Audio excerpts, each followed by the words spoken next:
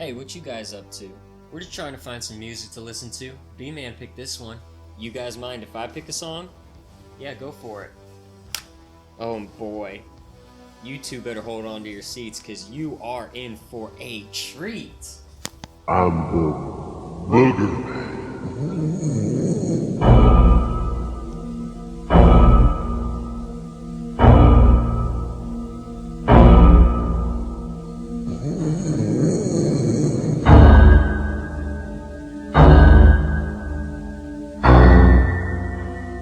This song sucks.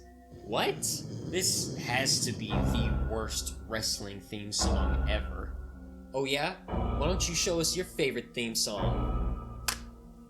I mean, if you want me to. 1, 2, is this on? Yo, Jimmy hit me with that Triple H. You make me absolutely sick. You don't know anything about wrestling theme songs.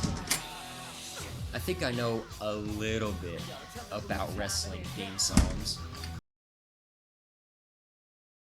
Let's start off with a brief lesson of music and its history within professional wrestling. Probably the first wrestler to come out to music was Gorgeous George, who came out to the song Pomp and Circumstance marches in the late 1940s and early 1950s. It wasn't really until the 1970s that music really became a part of a wrestler's gimmick. And then in the Attitude Era, we had some of the greatest theme songs to ever come out in wrestling history. You had The Rock, Stone Cold Steve Austin, Chris Jericho, Triple H, and probably many more wrestlers that I'm forgetting right now with great theme songs. A lot of these songs had one man's name written all over it. Jim Johnston. Jim Johnston was WWE's main composer from 1980 to 2017. After him came a few different composers that have made some memorable music, but nothing like Johnston has created. And now we have the modern era, the era with the absolute worst music in wrestling history. Just last month was the 2024 Royal Rumble. And usually in Royal Rumbles, right after that buzzer sounds, somebody's music plays, and the crowd will either cheer or boo based off what they hear. But this year was completely different. People would have to sit there and wait as this generic music is playing and then see who walks out. Then they decide whether they cheer or boo. Which is sad because in the 90s and the early 2000s, wrestlers had music that really and truly matched them. And everyone in that arena and sitting at home watching TV knew who was coming out as soon as that first note hit. Now, it's all very generic, with rock riffs and hip-hop beats set on loop from anywhere to 2 to 3 minutes as the wrestler makes their way to the ring. Even wrestlers who had great theme songs made by Jim Johnston are now plagued by the modern era's generic sounds. I'm looking at you, Carlito. I'm going to play 1 second of a very popular wrestling theme song, and I guarantee that you will be able to guess who it is. Ready? Did you guess it? Here's another from the modern era this time, and I will be genuinely surprised if you are able to guess who this is. Ready? You have no idea who that is, do you? Not a clue. That's the difference between then and now. There used to be passion and a grandiose thought process that went into making all of these wrestlers' theme songs. Now, it's just a generic song that they'd give to whoever and hope it works out for them. It really hurts the wrestlers, not allowing them to get over with the fans through the use of their theme song. And fans don't want to sit there and listen to a generic theme song. If you took away the Titantron who shows who's coming out and you only played the music, a lot of wrestlers would get mixed in the shuffle and none of the fans would know who's coming out. And of course, there are exceptions to this rule. Cody Rhodes, CM Punk, Seth Rollins, and Bianca Belair. just to name a few.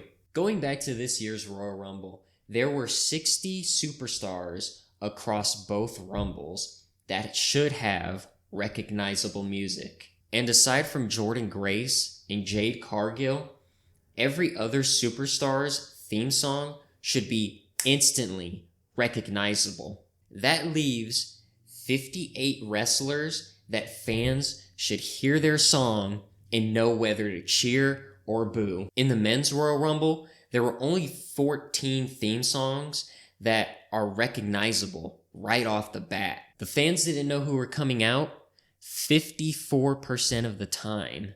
And it gets worse when you get to the women's Royal Rumble. 67% of the 28 women in the Royal Rumble that should have recognizable theme songs don't. Not even main eventers have theme songs that anybody knows. The music WWE has been putting out for almost a decade at this point, for the most part, just isn't doing it. I'm not saying that Jim Johnston needs to come back to WWE for wrestlers to have great theme songs again, but they do need someone with great passion for music to create these songs. Someone who not only looks at the gimmick that the wrestler is portraying, but the person who is portraying that gimmick.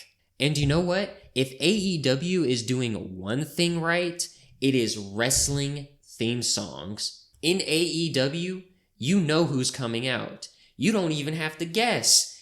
It is right there. It is just like listening to Stone Cold Steve Austin's old theme songs. You hear Darby Allin, The Acclaimed, The Elite, Hangman, Swerve, any of these guys, you know who's coming out. You never have to guess. The music now in WWE and in AEW, I think it's all really homogenous and really mediocre and doesn't have anything to do with the characters. And I think that's why there are less big stars. Not having that great music just leads to pure silence. No one making a sound. Just a lackluster experience. You know what? You were right. That definitely was the worst theme song in wrestling history. When did you get in here? I've been sitting just outside the door while you were talking. I just kind of snuck in. Anyways, this is the greatest theme song in wrestling history. Just look at me. Yeah. Look, I am not going to agree that Rob Conway's theme song is the best ever. But I do think we can both agree that WWE needs to do better with their theme songs. Yeah, I can definitely agree with that. I also agree. Since when do you talk? Only when it's important. And you know what, WWE? Not only do you need to do better with your theme songs, but you need to put wrestling's greatest composer in the WWE Hall of Fame. Jim Johnston deserves to be in the WWE Hall of Fame. I know that people have been saying it forever now, but it really is true. And WrestleMania is only 2 months away, which means the Hall of Fame is only 2 months away. Make it happen, WWE. Yeah, I really don't know if I can get behind that. Why do you always have the worst opinions? You guys did fire me, and now you want me to come back, put you over by doing, the Hall of Fame?